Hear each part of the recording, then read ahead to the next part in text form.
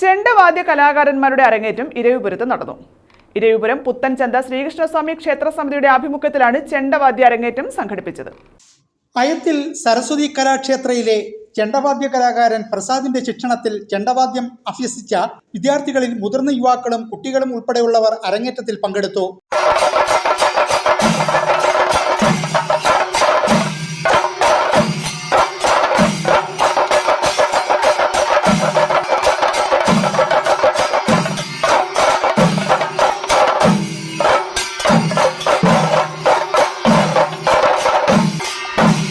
Mohan Prasad UN സ്വാഗതം പറഞ്ഞ യോഗത്തിൽ സിനിമ സീരിയൽ സംവിധായകൻ ശങ്കർ വാളത്തുങ്കൽ ഭദ്രദീപം തെളിയിച്ച് ഉദ്ഘാടനം നിർവഹിച്ചു.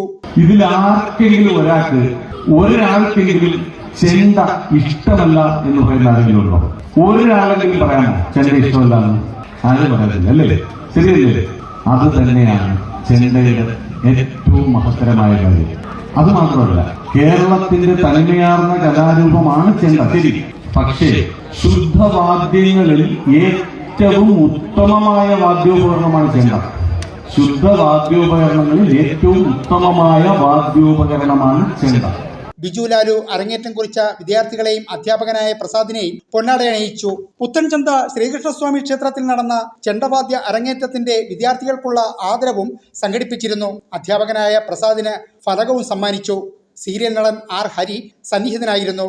ലക്ഷ്മി നരസിംഹ ശർമ്മ, ബിജു ദിനേശൻ, പ്രസാദ്, ശ്രീകുമാർ, രക്ഷകർത്ത പ്രതിനിധി ഉദയകുമാർ, മനു ഫ്രാൻസിസ് തുടങ്ങിയവർ ആശംസകൾ അർപ്പിച്ചു.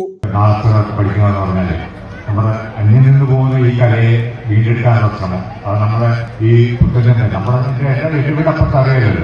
അപ്പൊ ഈ പുത്തചന്ത നമ്മളിപ്പോൾ കണ്ടുകൊണ്ട് ഈ പുത്തചന്തയിൽ തന്നെയുള്ള ഈ സാമൂഹ്യ സമിതിയുടെ ആഭിമുഖ്യത്തിൽ എല്ലാവരും അതിനകത്തുള്ള എല്ലാവരും ഞാൻ എന്ന് പറയുക ഇങ്ങനെ ഒരു സംഭവം ഉണ്ടാക്കുന്നുണ്ട്.